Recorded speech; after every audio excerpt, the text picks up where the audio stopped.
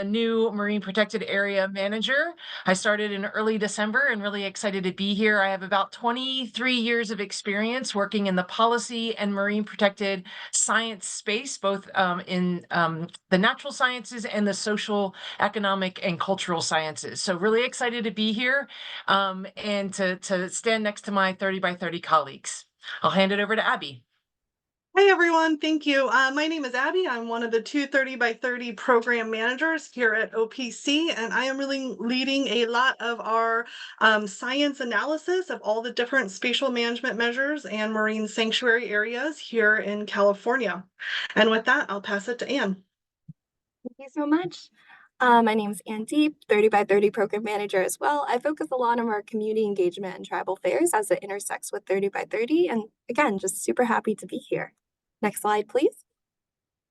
So to give everybody a brief background of OPC's mission and priorities, our goal really is to protect California's coast and ocean by advancing innovative science-based policy and management, making strategic investments and catalyzing action through partnerships and collaboration. Our work is really guided by 4 strategic priorities surrounding climate change, equity, biodiversity, and a sustainable blue economy. Next slide, please. So where did 30 by 30 come from?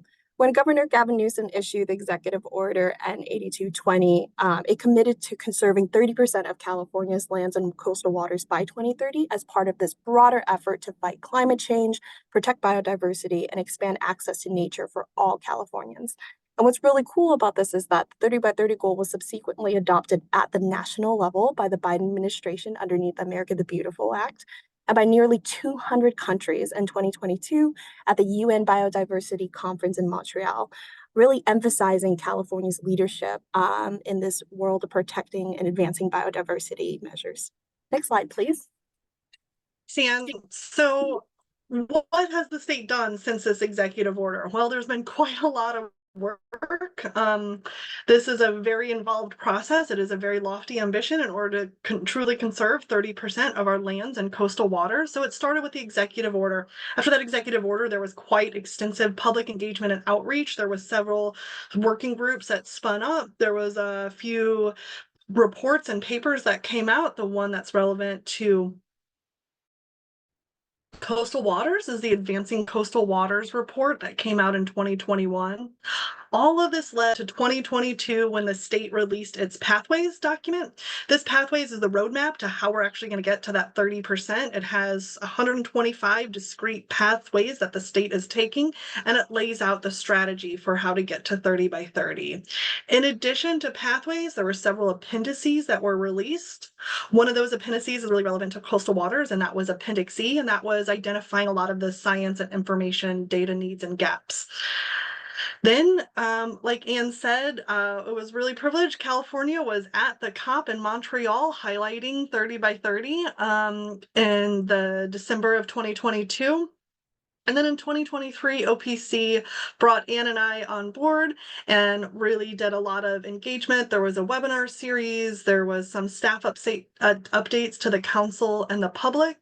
And then in late 2023, the legislature codified 30 by 30 and codified all of the steps that are in the Pathways report. So since then, we have started to undertake and formed a technical advisory panel to start to evaluate some of the other spatial management measures in state waters and are working through that process at the moment. So what was the really key thing that Pathways gave us? And it was a definition of what does it mean to be a 30 by 30 conserved areas. And it gave this definition of land and coastal water areas that are durably protected, manage to sustain functional ecosystems, both intact and restored, and the diversity of life that they support. And in this context, durably protected really is something that is not simply undone. And in our coastal waters, all of the waters are owned by state. So this is saying that it's not subject to simple reversal and it's managed by some sort of government agency. But there was 3 real key objectives and priorities that were also identified in pathways. The first was to protect and restore biodiversity. The second was improve access to nature. And the third was to build mitigation and resilience in order to, my apologies, for climate change.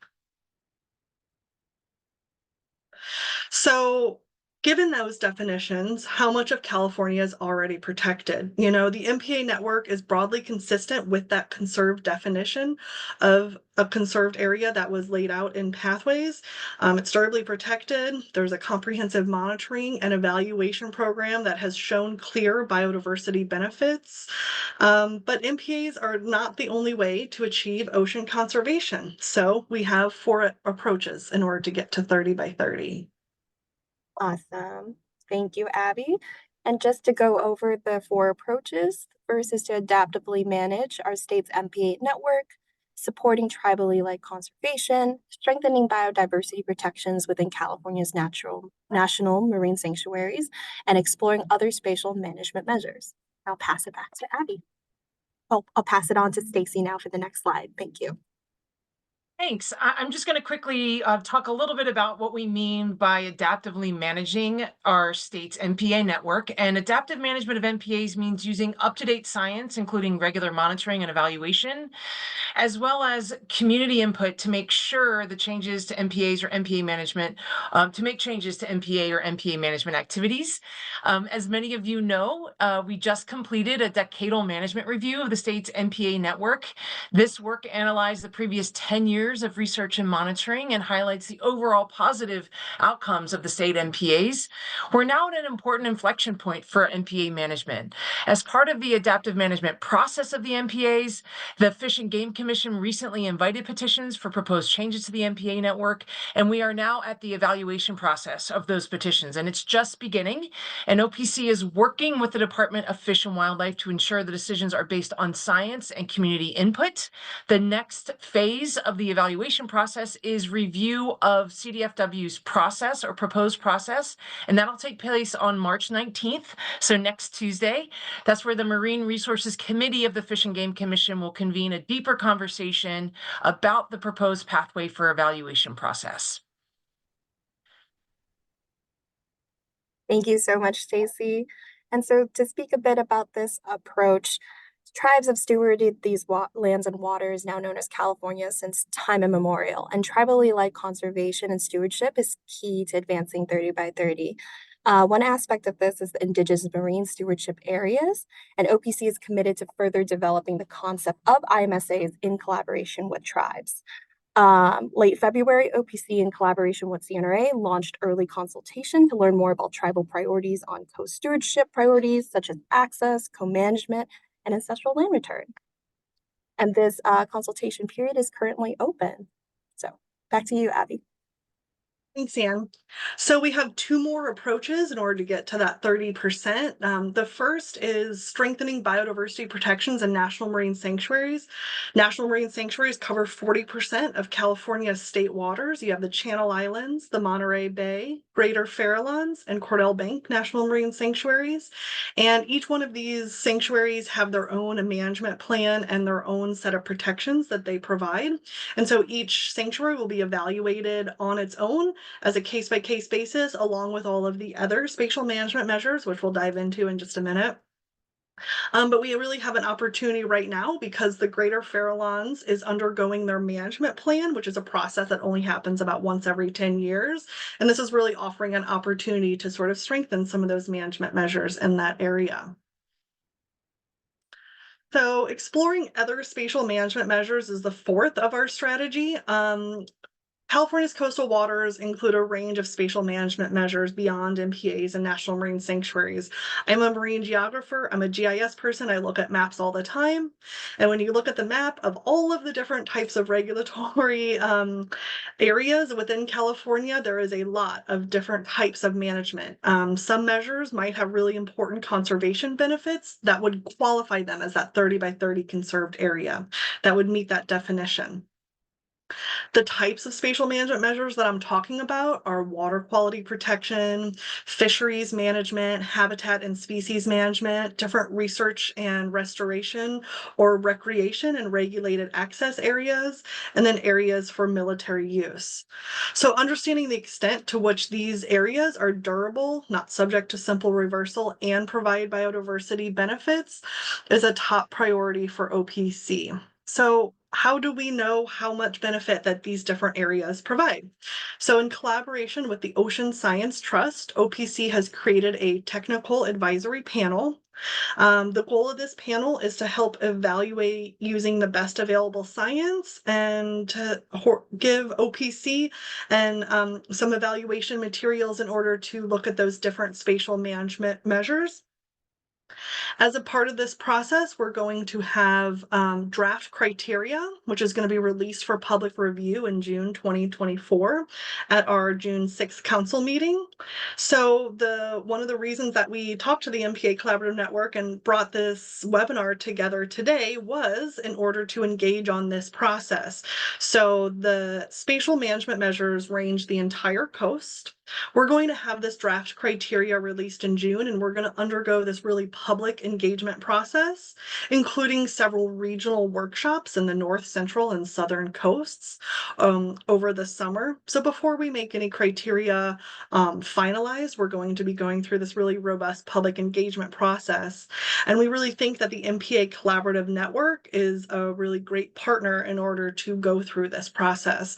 So we would like to and hope to join your regional meetings during this public engagement process so we can sort of review the criteria that's being used to evaluate those other spatial management measures. And the idea is that the MPA network is already one connected network, and we're trying to use 30 by 30 to help bridge those connections and strengthen those connections. And so we think that the different regional areas will help us identify some of those special place-based areas and the values that they provide. Awesome. Thank you so much, Abby. So just like Abby said, lots of exciting things coming down in the pipeline.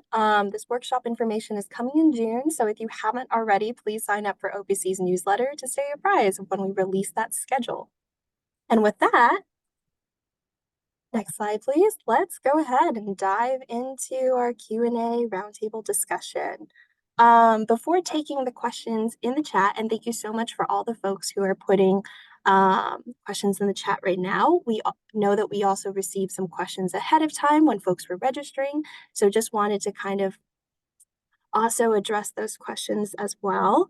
So we got a question about regional projects. How can we support regional projects? And this particular person was asking about San Mateo coastline. So if you're interested in learning more about the ongoing regional 30 by 30 projects near you, the link in the chat to the resources is dropped for the, let's see, for appendix, I believe, Appendix F. It has a list of all the current and ongoing projects for 30 by 30, and it's a great resource to see what's happening in your neighborhood and how to support. And with that, let's see. We're getting more questions in the chat. Awesome. Let's go I think ahead we and also had a question on international engagement, and I would just say that I think it started at 112, but now over 200 international countries have signed on for this pledge. I think a lot of countries are in the process of figuring this out. This is pretty complicated. Setting 30% of your lands and waters is a very complex process, especially because some of the threats and the protections and the mechanisms are very different on land and water. But you also have to sort of connect and have that land sea connection to have them work together. So each country is in its own stage of the process with an end goal of 2030. So we've got a little bit of time. America, domestically, the country set aside the America the Beautiful initiative, and Anne should be dropping in a link right now to the progress report for the America the Beautiful initiative. It's in its year 3 of that initiative. the state of California, which actually that executive order preceded that, and we have our pathways. We also do a progress report every year. The progress report for the state of California on 30 by 30 is expected to be released sometime in late July this year. But you can also look in our previous year's progress reports, and you can see there's a lot of activity that's happened on the land side, and we're working on the coastal water side in order to go through that evaluation process. Awesome. Thank you so much, Abby. And yes, okay, cool. The questions are flowing in. Um, let's go ahead and start with the top question. Cool.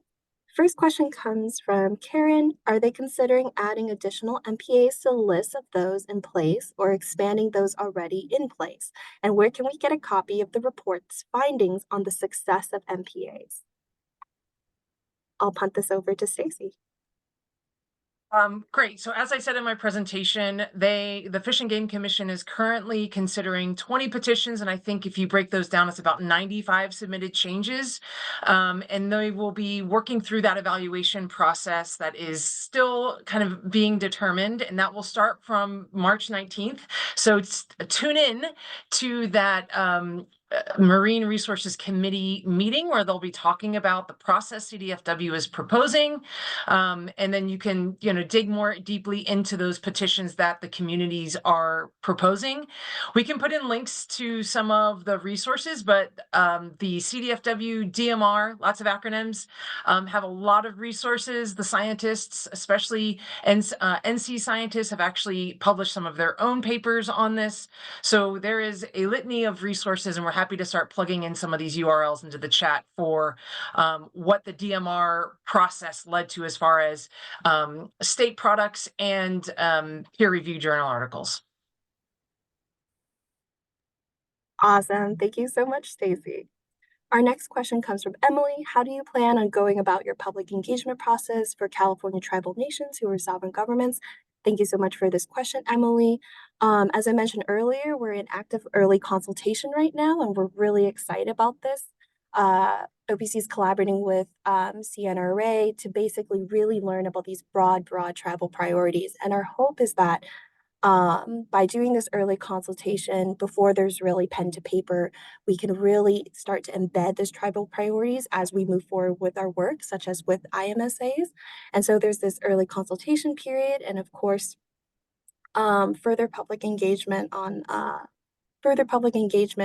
all the other projects that OPC is doing. So thank you. And next we have a question for Kevin. From Kevin, how will privately conserved lands be handled as far as 30 by 30 goes? I will punt this to Abby. Kevin, thank you. So the land side of 30 by 30 has a different process than the coastal water side of 30 by 30. The land side of 30 by 30 is unique because there are privately owned lands and then there are publicly owned lands. Whereas coastal waters, everything is publicly owned. So for any of the privately conserved lands, you would want to engage with the land side of 30 by 30, and they are using the GAP status codes, and you would work with the Green Info Network. So if you have a privately conserved land that you wish to be considered for 30 by 30, you would then submit your GIS file and some supporting information about that land to the Green Info Network. They would work with you and do a vetting process to get your GAP status code assigned, and then that would get passed forward to the state, which would do an additional sort of vetting process, and that's how the land side brings more of those lands onto place. That durably conserved question becomes a little different. You start to look at easements and different mechanisms for that to meet that durably conserved definition. So you would work with them for that process. And I also see your next question is also about estuaries, including the coastal 30 by 30 effort. Yeah, that's a really interesting point because the coastal waters are the actual waters, but a lot of the wetlands fall on the land side of 30 by 30. Major bays and estuaries, Humboldt, San Diego, Morro Bay, Monterey Bay, they all fall to the coastal waters component of 30 by 30, the actual water. part. However, all of the wetlands, any sort of conservation or management effort that happens on that land side, that would once again fall through the process on the land side. So any wetland conserved areas would be part of that GAP status code definition, and that would be working with the land side of 30 by 30. A lot of the smaller estuaries and river mouths, those also fall on the land side of 30 by 30 and their process. We are making efforts to make sure that we have some land-sea connection and connectivity. So then that way, when we do have some protections on the land or from a river area that are providing protections to the coastal waters, that is identified and understood. But yeah, estuaries are on that boundary. But just to be clear, all of the estuary MPAs that currently exist are part of the coastal waters, 16% that's counted. But this doesn't address the biggest estuary, which is San Francisco Bay. And in the MPA process, San Francisco Bay was evaluated on its own. And so in order to be consistent with that, San Francisco Bay waters are going to also be evaluated within the land terrestrial side of 30 by 30 process. So the waters of San Francisco Bay are not considered coastal waters for this evaluation process for that 30%. But the land and seaside do work together. But so for estuaries, if it's a water protection component, that would fall in the coastal waters. If it's a wetland, that would fall on the land side. Thank you so much, Abby. And actually, while I still have you, we have a question about National Marine Sanctuaries. So for National Marine Sanctuaries or federally designated areas, if Yeah. new state designated protected areas are added inside those, does that help add to the 30 by 30 goal? So if it's state designated or if it's in state waters, then it contributes to the state 30 by 30 goals. Our national marine sanctuaries are really wonderful and they bridge federal waters and state waters, and they often go right up to that coast. So they get right into that boundary in between that land and seaside of the state process for 30 by 30. And so any additional designations within a national marine sanctuary, if it's part of the National Marine Sanctuaries management plan, then that designation would be evaluated on that case-by-case basis when we evaluate each marine sanctuary's management plan. If it's a state designated area that just happens to be inside of the boundary of a marine sanctuary, then that gets evaluated under that other spatial management measure. And so it can be counted on its own, irrelevant of the evaluation of the marine sanctuary. But if it's a designation that is part of the marine sanctuary's management plan process, then it would be evaluated in the context of that full marine sanctuary. Thank you so much, Abby. We have this question. In what ways will OPC plan to work with the Rezagini Rancheria, Tolowa Dini Nation, and Trinidad Rancheria to forward IMSAs and ensure it interfaces with the state's vision for coastal 30 by 30? Thank you so much for this question. It is super important. OPC is really looking forward to ongoing discussion and dialogue with those tribes to ensure that our work advances both tribal and state priorities, especially with the lessons learned during this early consultation period. Further, our Pathways to 30 by 30 strategy document identifies recreation and implementation of the Indigenous Marine Stewardship Area as a really important strategy to support shared biodiversity priorities, especially and including the protection of culturally important habitats and species. We're still currently in the early stages of developing policies to support this concept, as with the early consultation, looking forward to working partnership and learning more to see what these next steps look like. And then, let's see. Also, thank you so much to the folks dropping in questions, by the way. This is like, deeply appreciate the dialogue that we're having here. And, oh, perfect, actually, segue to that question on the topic of tribal engagement. Emily writes, most SoCal tribal nations have been forcibly and systematically removed from our coastal homelands. So could this be an opportunity for land back? The Kumeyaay Nation is actively seeking opportunities to return to our homelands along San Diego coastlines and northern Baja California, Mexico coastlines, seeing as the U.S. borders split our homelands. We are the first stewards of these coastal waters, and conservation is a practice which can be founded within our traditional ecological knowledge. Thank you so much, Emily. Like, this is so incredibly important. And I would say, yes, this is an opportunity for land back. As with this early consultation period, really, really key goal is learning, listening, and hearing what those tribal priorities are on access, co-management, and land return in order to really start to align and facilitate like the next steps of like advancing all of these important things. So thank you so much. Let's see. Next question. Abby, this might be back to you. What strategies does the state intend to implement to support both adaptive management and durable rollout of 30 by 30? So this could also be a Staci question too. Oh, this is a great question because those are two different things, durable and adaptive management. And in the regulatory context, that is actually really challenging because in order to get something that is regulated and in law as durable, it often is in law in a specific way. So luckily there is an adaptive management process that exists within the MPA network, and figuring out some of the ways that you can have those durably conserved areas in the other components of spatial of the other coastal waters, and how we OPC going forward and how 30 by 30 for the state going forward can best provide appropriate policy guidance to support that adaptive management is one of those really big information and science needs. So trying to appropriately answer and take into context that question is a part of the process that we're currently undergoing. And then I'll also take this next question. Will this encompass the state waters for wind farms proposed? Will it encompass the state farm wind areas? So a lot of the wind areas are in federal waters, so not state waters. So it's only within that coastal boundary for state waters that the California process for 30 by 30 is being looked at. However, the federal process goes to the federal waters, which is where a lot of those wind farms are.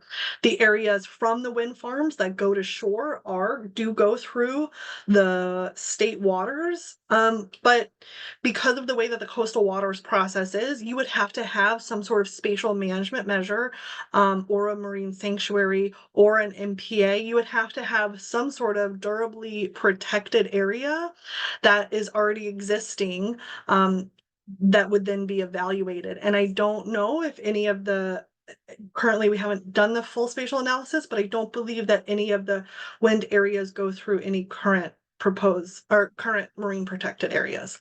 So if they do, then that would be evaluated. And it would just not be the wind farms themselves, it would just be the pass through. Awesome. Thank you so much, Abby. And let's see. Awesome. Cool. One question that we got as part of our registration was interest about the Tribal Marine Stewards Network. So the question being, can you please share more about the Tribal Marine Stewards Network? How are you including more tribes here on this network? So yeah, I can actually take this question and drop this into the chat for everybody, but here you go. So the Tribal Marine Stewardship Network was this pilot program that OPC helped stand up a couple years back that started off with four pilot tribes, and now it's grown to 5 tribes, and we're currently in our second round of funding, with the goal of being that this network could provide the resources and help build out capacity for tribal monitoring, tribal stewardship, tribal science within the coast and ocean space. And so for those who are interested, I really recommend you check out this website. They have a fabulous page that goes over the history, who we are, what we do, our network, and especially for those who are interested in getting involved, if you are a local nonprofit partner, the Get Involved tab is a really great way to see how you can become a supporter. For tribes who are interested, there is a Become a Partner tribe tab as well. And yeah, it's a good way to connect. And with that, there are no more open questions. Oh, just got one. Okay. It was just stated by Ocean Protection Council that you would evaluate existing spatial management measures. Will new SMMs be established as part of this to add protections, or is this an accounting effort to determine how? And I believe it got cut off towards the end. But Abby? Okay, so yes, I can answer this question. So will new spatial management measures be established as part of this? Potentially, yes. What they are, what the form they take, we don't yet know. Right now, there are the Marine Protected Area Network, which is determined as counting for 30 by 30. That gets us to 16%. There are 3 national marine sanctuaries that are in state waters, and there are a wide variety of other spatial management measures.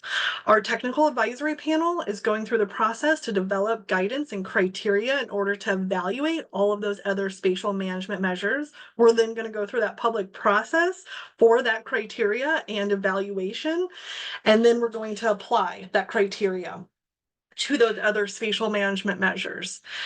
That also is going to illuminate opportunities to strengthen management measures so we can sort of see what counts and gets us there, and what is kind of lacking, where are the gaps, and how should we best fill those. So the answer to how those are going to be filled, we don't know, because we're in the middle of the process that's going in order to evaluate how well what already exists does. Once we can answer that question, then we can start to look at what else we might need. And since we still have you, Abby, the next question is also SMM related. Sure. Military use was designated in your types of spatial management measures. Can you please Yeah, elaborate? absolutely. So, you know, we're going to apply the criteria to every type of spatial management measure that exists and see what ends up being a conserved area. Military use areas are this really funny edge case. There are a bunch of military use areas in Southern California, and there are also some up north on the coast in Northern California. Those military use areas prevent a lot of human activities. There's not a lot of access to the water. There is also less development along the coast in that area that prevents some of those pressures and that can come from human use and interaction in those dimensions. So then they end up being these like sort of de facto protected areas that end up having a lot of biodiversity. But then there are military activities that take place in those areas, and how those activities, whether those activities mean that it doesn't quite contribute to that or not, will be evaluated through the criteria process. So I don't know whether military areas will count or not, because we haven't gone through that process. Thank you, Abby. And it seems like, let's see, there's another SMM question. So, Problem. to That's what what this is great. That's what this webinar is for, and I'm really pleased to see everybody engaged and everybody that's asking questions about this. This is our first part of the public of the spatial management measure engagement process, and we intend on doing quite a robust series of these once we have those draft criteria. So any question that you don't feel is fully answered or to your satisfaction, there will be many opportunities all summer long to hang out with Ann, Mike, and Stacy and myself and get answers to all of this. So to what extent will the tech advisory panel be looking at the recent ecosystem indicators report recently finalized by a different OPC advisory panel? Oh, yes, the coastal status indicators report that we approved in our last council meeting last week. Excellent. That's actually a great question. I will make sure that the advisory panel has that circulated. The advisory panel, I shared a slide of who's on it, and if you want to drop the blog post link to it, so then that way you can get sort of directed to more information about this advisory panel. They are the experts. They are people that are very well versed in our coastal waters and in a lot of the ecosystem indicators. So I will make sure that they explicitly are aware of the indicators report. But it's all very holistic, right? That Coast and Indicators report is trying to tell us how healthy is our ocean? What is that definition of a healthy ocean? Are we succeeding at it? What are the different threats, and what are the different tools and ways to evaluate them? And then the criteria is looking at what would make something be more resilient to climate to protect biodiversity. And so they do sort of work really well together. And I think when you get to the end of organizing your 30 by 30 areas, you're also going to have to look at some of those information and science needs for that indicator report. Awesome. Thank you, Abby. This next question, Stacy, if you don't mind, what would you tell someone that wanted to know a few of the key findings of the 10-year MPA study? I will also go ahead and drop some relevant links in the chat. And after this question, if you don't mind also talking a little bit about what's happening and how this all relates to the March 19 MRC meeting, and how all this is connected for folks who are interested. Great. Thank you for these questions. And unfortunately, I won't be able to succinctly answer all of them. I would refer you to the large web page full of resources on the DMR recommendations. We do know that the network is working for fish biomass. We do know there's more work to be done on the human dimensions research agenda. We do know that there are some network connectivity issues that are still out there that we want to answer. We have not, to Sarah's question about any analyses so far, separated compare outcomes for our no-take and partially protected SMCAs. We are not sure that we have those analyses. And I would say that that is something that is extremely interesting to look at, something that we can potentially look at global references for. And then what was the last question? Was there a third question for us? Oh, just how this all relates to the March 19th MRC meeting and what folks should expect at the meeting if they go. Okay, so the March 19th MRC meeting is the first opportunity for CDFW to present a proposed process and pathway for evaluating the petitions. We must remember that CDFW did not officially get the petitions until the February 14th meeting, so they've been working rapidly to figure out what a pathway would look like for the petitions. So what you can look forward to in March 19th meeting is CDFW presenting on these proposed pathway and the MRC, the open dialogue between CDFW, the participants, and and the MRC committee members on the path. Then that will, whatever is decided on the 19th will be pushed to get full commission buy-in in April. So again, the March 19th meeting is the first opportunity in almost less than a month for CDFW to think through what a petition pathway would look like. So there should be some details that they're going to provide and get the input from the MRC. Thank you so much, Staci. The next question I want to very quickly address actually is how can I help start the consultation process for the Kumeyaay Nation, which is made up of 12 federally recognized bands in Southern California? This is a great question. If there are any tribal staff, tribal representatives on this call, a request for early consultation letter was sent out last week. And so if you don't have that in your inbox, please feel free to contact me. I'll go ahead and answer. I'll drop the coastal 30 by 30 coastal waters email in the chat. Please contact me, and then let's get connected on that, because this letter went out. You should have you should have received it. And with that, I will punt this question back to Abby regarding sanctuaries. Sanctuaries allow recreational and commercial fishing, as well as other types of damaging activities, except for Channel Islands SMR. Are sanctuaries in other locations considering adding protections that would allow biodiversity to be restored, as their own condition reports show that most marine life and attributes are in poor or declining conditions? Are sanctuaries committed to helping the state reach 30%? Thanks, Anne. So that is a great question. I'll take the last bit first, and then we can get to the first bit. And last bit is, are sanctuaries committed to helping the state reach 30%? And I would say absolutely. A member of the CNRA, a member of our biodiversity team, sits on every sanctuary advisory council for Channel Islands, Monterey Bay, and Greater Farallones and Cordell Bank, even though Cordell Bank is not in state waters. So one, there's an active dialogue between each individual sanctuary and CNRA, and two, they're going to be evaluated on their management plan, what their activities that they do to provide these protections. And like I said before, right now, the only sanctuary that is undergoing a management plan process where you could take into consideration any recommendations to strengthen management measures is the Greater Farallones. Like every governmental process, these things take time. There's going to be scoping for the Greater Farallones management plan next December. December, and I don't believe that that final management plan is expected to have gone through the public review process until early January 2026. So any strengthening management measures that would come about as a part of the dialogue around 30 by 30 with the state wouldn't actually be reflected in that management plan until that new updated management plan was released in 2026. That being said, as part of this really robust public engagement period that we are preparing for, we are going to be doing a presentation to the Greater Farallones and Cordell Bank Advisory Council during their August Advisory Council meeting on this 30 by 30 tiers and criteria and sort of that process, and to use that presentation as an opportunity to have that conversation of ways to identify some strengthened management measures.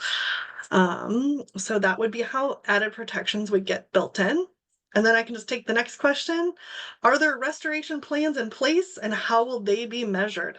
Great question. There are a lot of different restoration for different things happening in a variety of coastal waters, whether it's a kelp restoration area or some tide pool restoration areas, or a lot of nature-based solutions and restorations happening as part of climate adaptation, mitigation, and planning.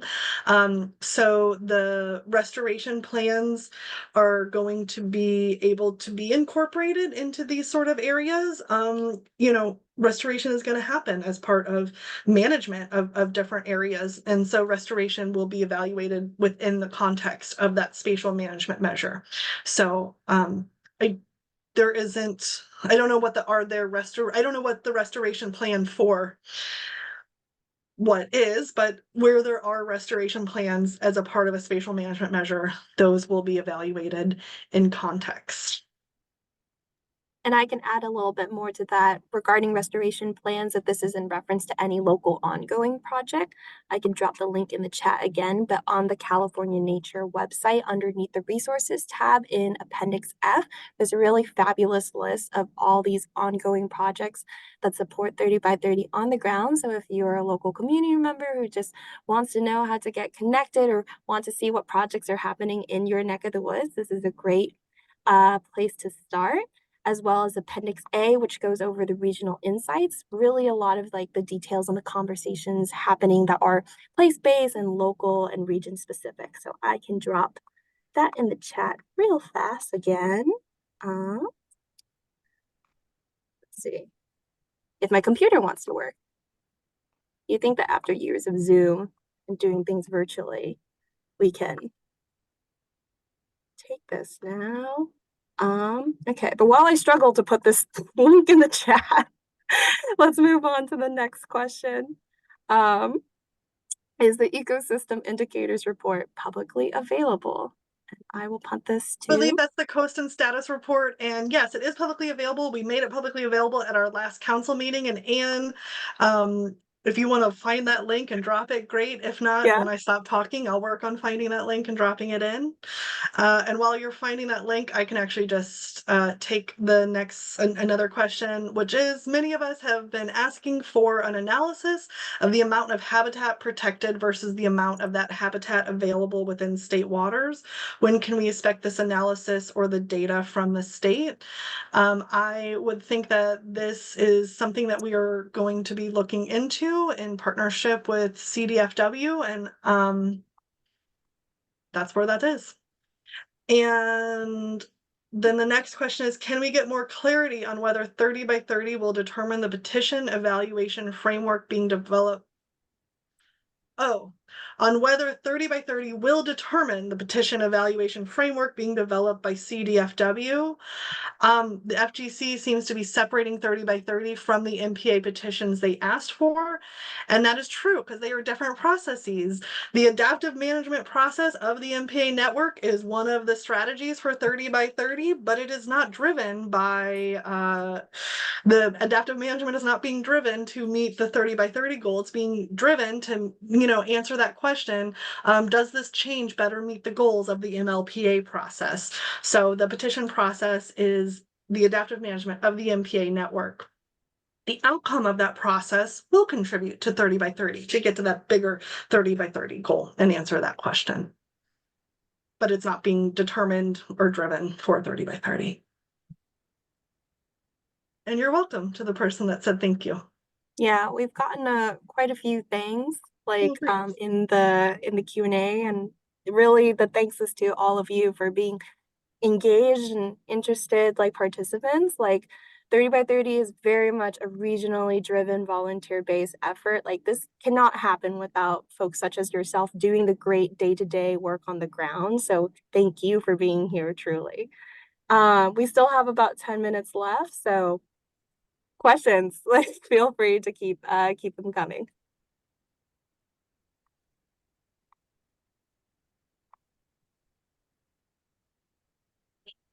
If not, while we're waiting for someone to come in a question, just as a closing sort of remark, I will say that, this is complicated. There are a lot of different managing agencies, whether it is a sanctuary or a state park or a water board or CDFW and the MPA network. There are a lot of different agencies that are trying to protect our biodiversity in some way, in some capacity, and coming at it from some way all across the state, and trying to really understand how all of these work together. What level of conservation and biodiversity protection do they provide is complicated, and it's going to take some time to sort of get to the right answer and make sure that we've gone through a very robust and thoughtful process.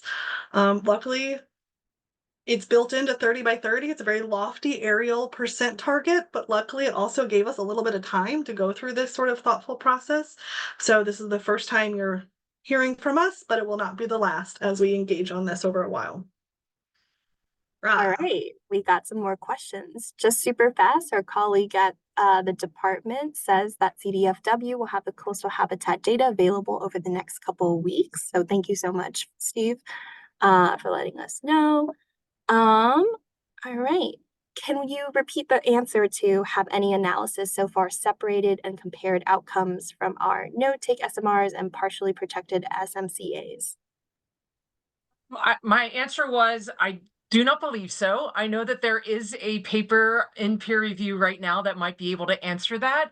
But again, even if we don't have a place-based California example, I would encourage all of us to think more deeply about where we might have some global references for this. But again, if we can't answer this question, it's an important one that monitoring might be able to help us in our research efforts moving forward. Awesome. Thank you so much, Stacy. Um, let's see. Love this question. What is one thing you wish more people understood about this coastal 30 by 30 process? And I'll let Abby start off and then I can add in my thoughts too. I think I already said it. It's complicated. And I also think that it makes sense that the state had to find it. You have to draw lines somewhere. I'm a GIS, I'm a map person, right? You have to put a boundary on things, but we all know that wildlife and nature, especially in a water context, does not like adhere to very sort of strict boundaries. And so there is a land process and there is a coastal waters process. And they are right next to each other and they influence each other and they support each other, but they are a different sort of process. And so one thing I wish more people understood was just that like it is that coastal boundary can become a very complicated place, both regulatory, and you have a lot of shifting environments and ecotones very quickly, and a lot of different regulatory managers. And so it is a complicated area to evaluate, much less come up with some plans for conservation. Totally. No notes to add. Abby said exactly what I was going to say. The 30 by 30 process is so complicated, but it's also so incredibly rewarding. Again, coming from the community engagement and tribal affairs side, like we're so committed here to making sure that this advancing of 30 by 30 really represents a true California for all. And just a couple more questions. How far into the coastal waters can a 30 by 30 area reach? Abby, correct me if I'm wrong, but I believe state waters extend 3 nautical miles off the shore. And so everything beyond that is federal waters, correct? To 12 nautical miles. Yeah, so there's a coastal water boundary layer that goes from high water in order to 3 nautical miles out. And then to 12 would be federal. So the America the Beautiful domestic process would be that 12-mile. The state, the 30% number that we're looking at is in that state coastal water boundary. But there are many areas that may exceed, that may go beyond that sort of boundary. it would just be that area within the boundary that's being evaluated or considered. Sorry, also just answering some questions as well. And last, do you want to see new slash more marine protected areas? And I'll open this up to my peers.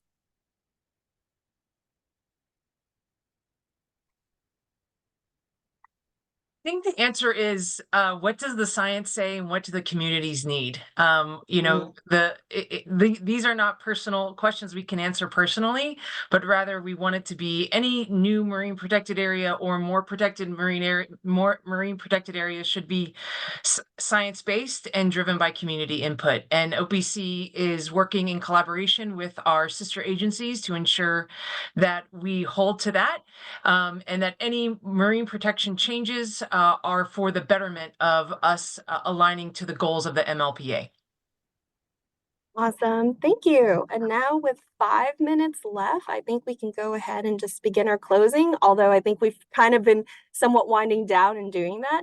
So just, from me, hearty thanks to everybody who's here. And again, spent your lunchtime listening and learning about 30 by 30 and asking us these like incredible questions. Um, your enthusiasm and your participation and your interest in all of this is so incredibly heartening to see. And like shameless like link again, if you haven't signed up to OPC's newsletter, that's where we do a lot of our updates and a lot of our work, especially with the June public comment period and regional workshops coming out. So here is the link one more time, and I'll pass it on to Abby and Staci if they have any closing remarks.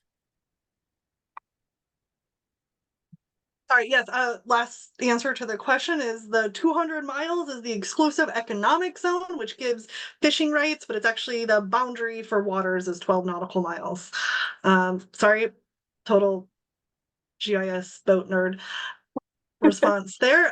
Closing out, this has been really great. We really like to hear what the questions and what people are thinking about because it helps us to drive our process forward and make sure that we're meeting those answers, and so that we sort of get to answering those questions through the process that we're going. And I would say that, this is us presenting our process, but this summer we're going to be presenting our tiers and criteria. And that's really going to drive that evaluation of the spatial management measures. And that's going to really drive what the next steps of this process are. And so we would love to see this robust engagement when we go through that public engagement process. So please do sign up for that newsletter so you can learn both when we're going to have a virtual opportunity or when we're going to have those regional networks. And then we hope to work closely with the MPA Collaborative Network and to show up at those regional collaborative network meetings for this sort of conversation that's a little more place-based, a little more nuanced, because we can dive into your special area. Because we all know we all have special places all along the coast. Awesome. And just to round this out a little bit further, if there are any tribal community members, tribal representatives, staff, government staff on the call, and you haven't received your early consultation request letter, drop the email in the chat. Please, please, please contact and reach out to us. We would love to consult with you and work closely with you on advancing all of these great things in partnership. All righty. And lastly, I'll just say thank you, and Abby, for letting me join this webinar, and for all of you for joining. I put my email address in the chat. This space that we work in has a myriad of external partners, including most of you on this call. So please reach out if you have any questions related to research, MPA research, monitoring, or policy. Again, we're at an inflection point for MPA management, so there's a lot of things underway. It's a really exciting time, but do feel free to reach out to me. OPC is dedicated to working with our sister agencies as we move forward through this evaluation process to make sure it's science-based and community-driven. And thank you, Abby and Anne, for your hard work to make this 30 by 30 effort transparent and inclusive. Thank you. And one final shout out and many thanks to the MPA Collaborative Network team. Oh my gosh, thank you so much for putting together this webinar and helping us navigate technology again and making sure that this webinar runs smoothly. Deeply appreciate you, and also all the MPA Collaborative Network members that are also on this call. So yeah, with that, happy Monday, everybody, and have a wonderful, wonderful rest of your week. Thank you. everybody. Thank you.